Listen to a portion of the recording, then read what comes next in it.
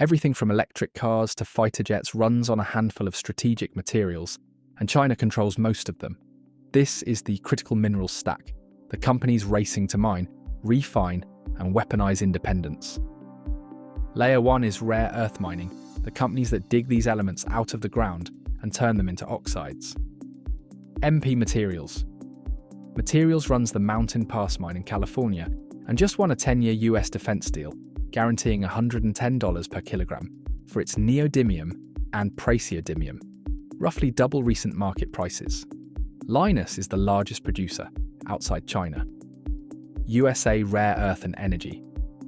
Fuels round out the field, each working to build a domestic supply of the materials that go inside high-strength magnets.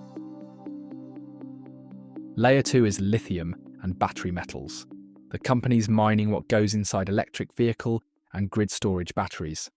Albemarle is among the world's biggest lithium producers, with operations spanning multiple continents.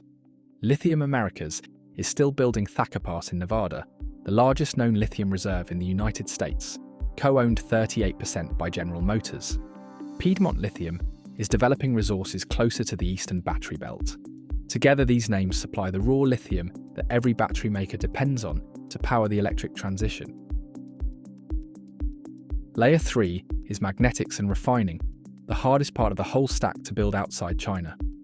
This is the choke point, because separating magnet-grade oxides and pressing them into the actual magnets that spin motors is enormously difficult, and China made about 94% of sintered magnets in 2024. MP Materials. Materials is building its new 10X plant, but it will not begin commissioning until 2028. USA Rare Earth is racing toward its own magnet production. Whoever cracks this layer controls everything downstream.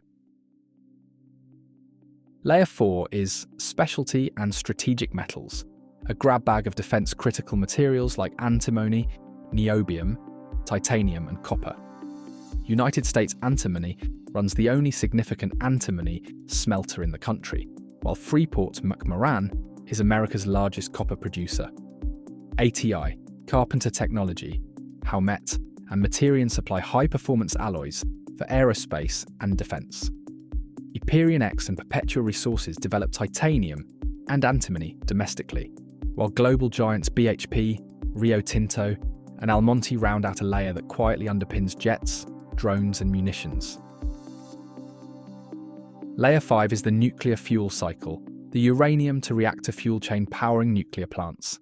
Cameco is the largest Western producer and second largest globally after Kazatomprom, accounting for roughly 15 to 20% of world output, and it holds a 49% stake in Westinghouse.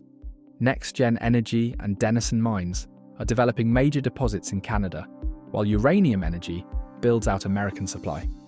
The majors, BHP and Rio Tinto, also mine uranium, anchoring a layer essential to clean baseload power. These names are deeply interconnected. Mines feeding refiners, feeding magnet makers, feeding defense. Stack Maps lets you see the whole stack at once and get signals on the news moving each company. Follow Stack Maps across all socials to map every layer.